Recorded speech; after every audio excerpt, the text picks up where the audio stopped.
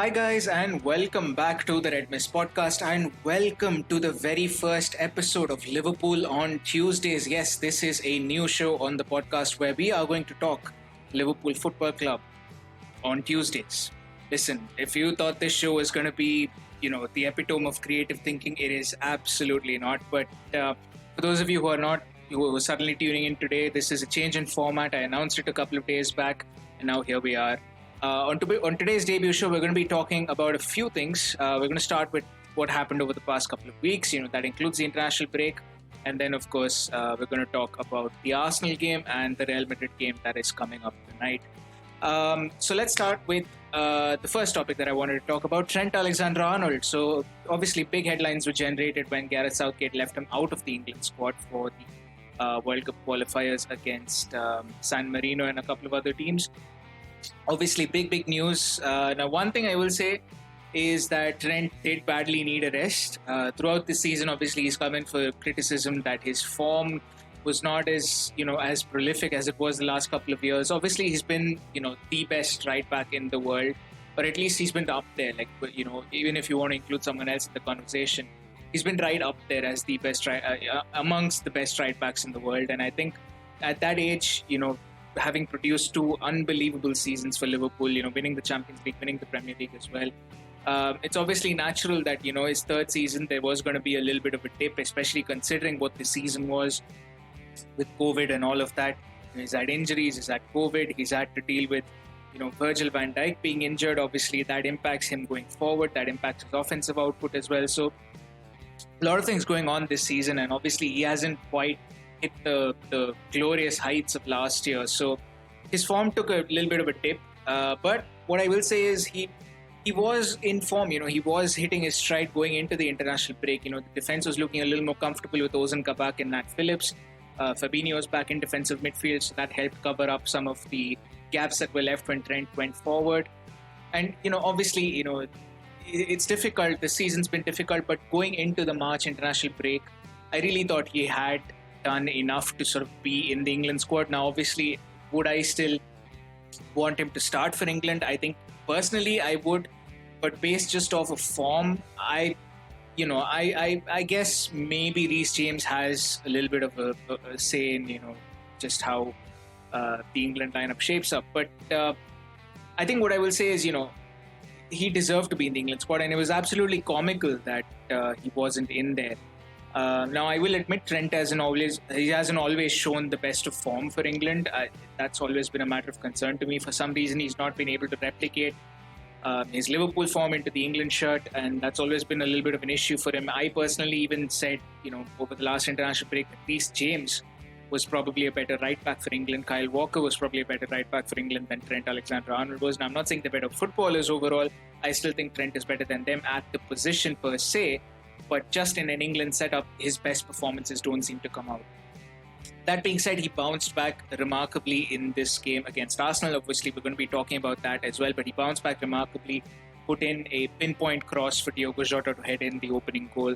And he set up James Milner in the first half, which arguably Milner should have scored. And he set up Mo Salah as well before the Jota goal. So, yeah, he's bounced back remarkably. I think what he really needed was a little bit of a rest, a little bit of a motivation as well. Maybe this was a wake-up call for him.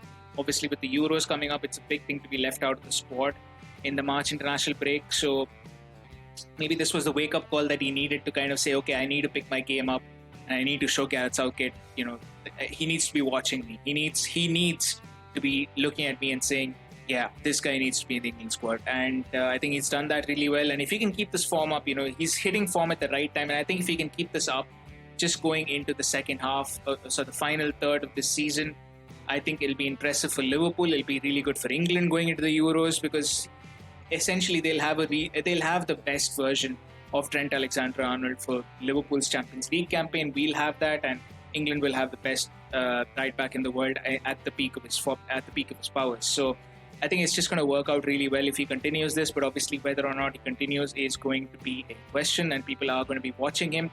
I guess that's pretty much what I wanted to say about Trent. I thought it was honestly a travesty that he wasn't in the England squad, but that being said, it's been good for him, and hopefully that form continues.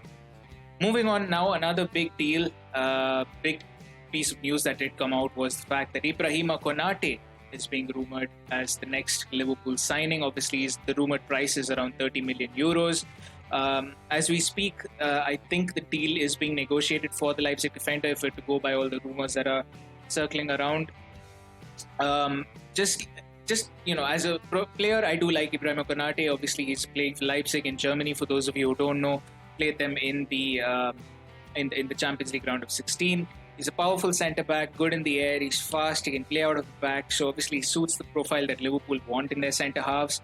Someone who can play the balls, play the through balls from the back, bypass the midfield if they have to, look good in possession, look strong in possession, in control, and someone who can match Virgil van Dijk, I guess, or at least if not match, who can complement Virgil van Dijk if that makes sense. He's also very young. He's an under-21 international still for France, so he's also very young for them. The one thing I will say is injuries are a major concern. He's missed 45 games since the start of last season, so I'm not sure how many. So I'm not sure how reliable he will be, and if he's just going to be another case of Joel Matip or another case of Joe Gomez all over again. He started only 10 games this year in the Bundesliga, and he's kept a clean sheet in about half of them. But he does come as part of the best defensive record in the Bundesliga. So I mean, that's something. But what I will say is, his injury record does concern me.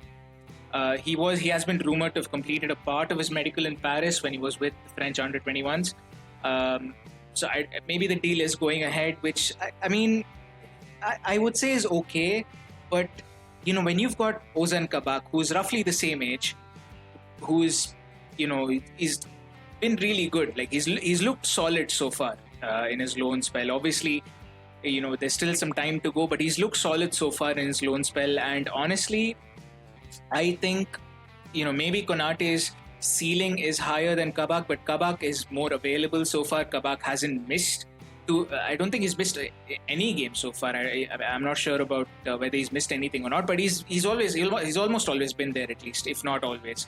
And Nat Phillips is looking like a very good backup option as well. So I'm not entirely sure what kind of a role Konate is going to play, because if we're going to sign Konate, then I would imagine that means Kabak, Nat Phillips, or Ben Davis. Ben Davis for sure, I think, is going to leave the club at some point in the next year, whether it's on loan or whether it's just as a permanent sale. I don't know, but I would imagine he leaves at some point of the year.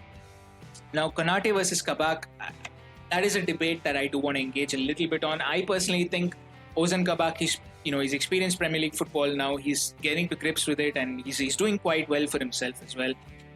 Yes, he has his weaknesses, but that he's still very, very young. Like as mentioned, he's the same age as Ibrahima Konate, more or less. So, I personally do think that Kabak would be a better signing, just because he's got the same characteristics and he's cheaper as well, and he's used to our style of play. So I would personally say he's a better signing. Konate and Kabak's not got the injury record that Konate's got. So yeah, I personally think that is a better signing. Now, the only thing that I can see the logic behind this is if Joel Matip is going to be sold, or if Nat Phillips is going to be sold, then I can see that happening. Then I can see Konate coming in, and I would welcome that signing, because whoever it is that it gets sold, Konate is going to be an upgrade on that person.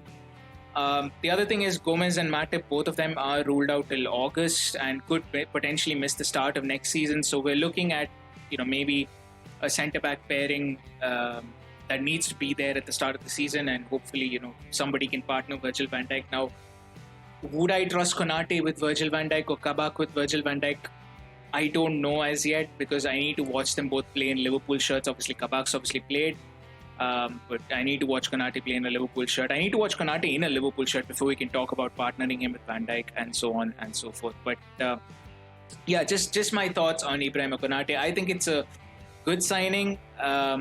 30 million doesn't seem like too much of an issue. He's got a contract till 2023, so the price is going to be that low. And long term, he could still be a good investment if he can keep himself injury free. But so far, the evidence hasn't been there to back that up. But that's my thoughts on Ibrahima Konate. And then moving on to the good stuff. Now, obviously, big game over the weekend. Arsenal versus Liverpool, Emirates Stadium. Personally, I was just really impressed. I I can't really find anything to complain about from the performance because 3-0 win at the end of the day. For those of you who don't know, who are not aware, 2 goals from Diogo Jota and 1 from Mohamed Salah as well. Unbelievable performance all around the pitch. I mean, we barely gave Arsenal a sniff. I think if I remember, I think there was one header which went straight at Alisson, and there was a Cedric shot which kind of threatened Alisson a little bit. But aside from that, I don't remember Arsenal threatening at all. Aubameyang was as anonymous as anything, really. I mean, I thought our midfield did really well. Fabinho in midfield once again proving, to be the position for Brazilian there.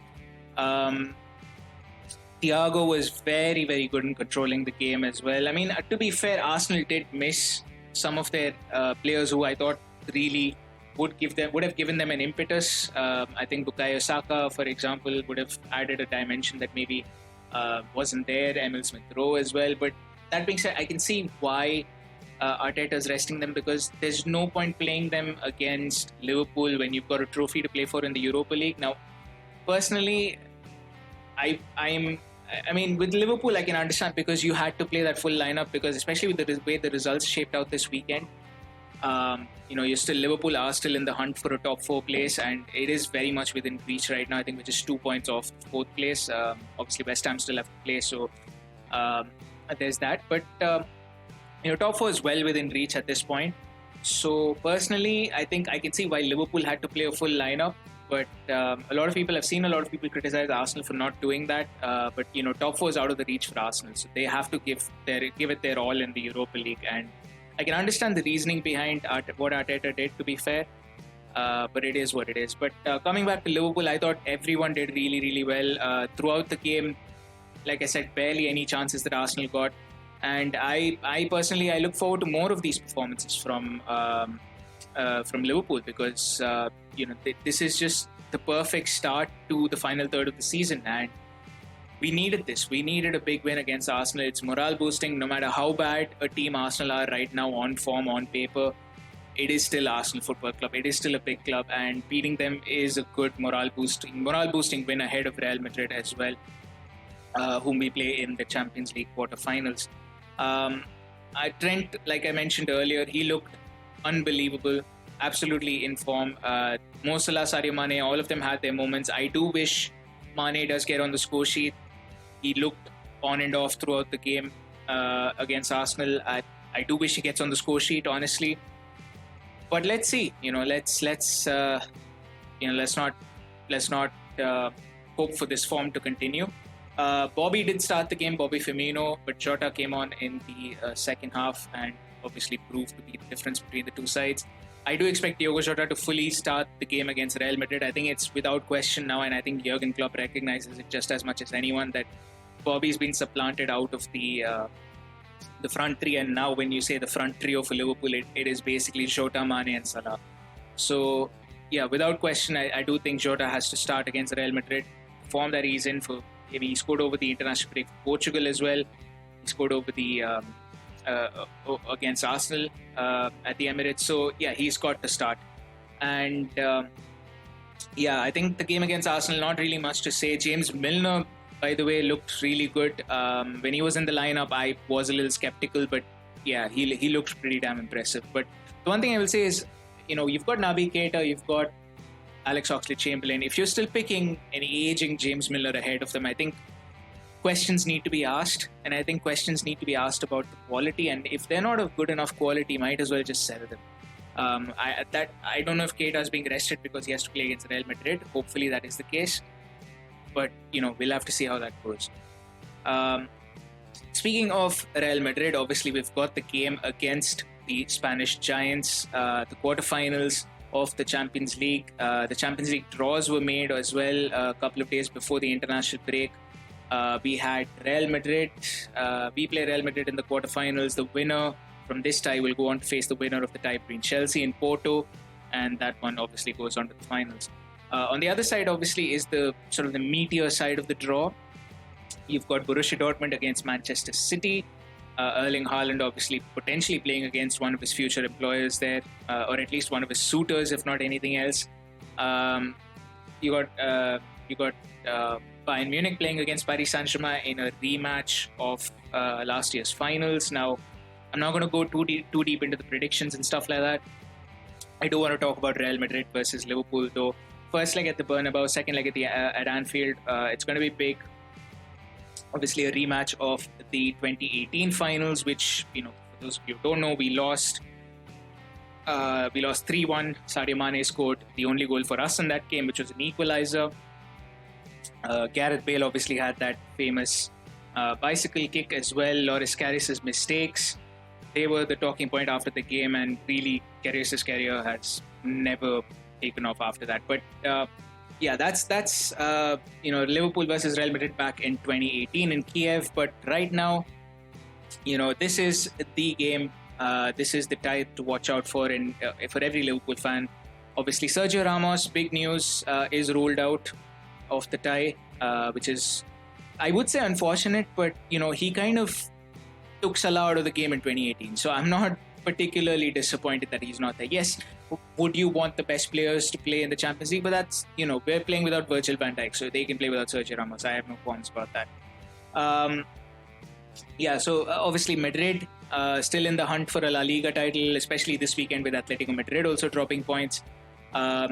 Big thing though for them is that they've got the Clásico in between the two legs of the Liverpool game, so that's going to be important. So would they sacrifice the Champions League for the league, or would they sacrifice the league for the Champions League? That's an interesting question. How do they rotate their lineups? There were things being said about Eden Hazard coming back into the game. That unfortunately is not going to happen. Real Madrid just released their 21-man squad for this game tomorrow against this game today against Liverpool. And as I'm recording this, by the way, the episode goes out on the day of the game. So I'm recording this a day before, which is why the whole today tomorrow confusion's been going on for me. But yeah, like I said, Eden Hazard will not be playing. He's not in the 21-man squad. Which, it's a shame. I mean, look, let's be real. I mean, you don't wish that many injuries on any player. At this point, I just feel sad for him, to be honest. I'm not sad that he's not playing against Liverpool, but I'm just sad for him as a footballer, because you kind of want to be playing as a footballer. You don't want to be injured all the time. Unfortunately, that's the case for him. Hopefully, he's fit at some point, just not within the next week or so. As for the game itself, I anticipate a good game. I think Liverpool will go all guns blazing against Real Madrid, because for Real Madrid still has a league title to play for, but Liverpool don't, which is a big thing, because they can afford to sacrifice. Now, Liverpool obviously have top four, but they can afford to sacrifice the next weekend. And I'm not entirely sure who we're playing next weekend, by the way, but they can afford to sacrifice maybe a little bit more than Real Madrid can. Now, I'm not saying Jurgen Klopp will. I'm not saying Liverpool will. But there is a little bit of, ability in that sense. But that being said, also going into this final third of the season, our squad depth is really improved, because we've had players coming back from injuries. Tsimikas, I saw, was back in training the other day. Shaqiri's back, Milner's back. I think Alex Oxlade-Chamberlain's also there. So our depth is increasing right now. Bobby Firmino's coming off the bench. So those are good signs, and I hope that they continue. And hopefully we can put in a performance that is amazing. Hopefully we can put in a performance that is worthy of the Liverpool name, worthy of us being European giants, and just get revenge for what happened in Kiev, because I think that lives on in a lot of fans' memories, and something needs to be done about it. And over two legs, I do fancy us to get the win, because right now the only real question in the past few months or so was our defense, but now with Kabak and Nat Phillips and Fabinho in front of them, it looks a little more settled as a unit. It looks like they know how to play with each other. Fabinho is getting the best out of Thiago as well, so things are shaping up in the right way at the right time, and that's all you can ask for as a Liverpool fan. But that is going to do it for the very first episode of Liverpool on Tuesday. On the Red Mist podcast. Please do support the podcast. I will still have other stuff going on, but this is a transition towards what I'm intending to do for next season. Liverpool on Tuesday will be there every week. I'm not going to be doing raw reactions and stuff like that. It's obviously too much effort for me, but I am going to be doing Liverpool on Tuesdays, where I cover up the games of the previous week and what I thought about them and so on and so forth. But that being said, let's just get right to it. Let's just conclude the episode. And wherever you are, stay safe. Hopefully, enjoy your weekend, enjoy the Champions League, and I will see you back again next Tuesday. Goodbye.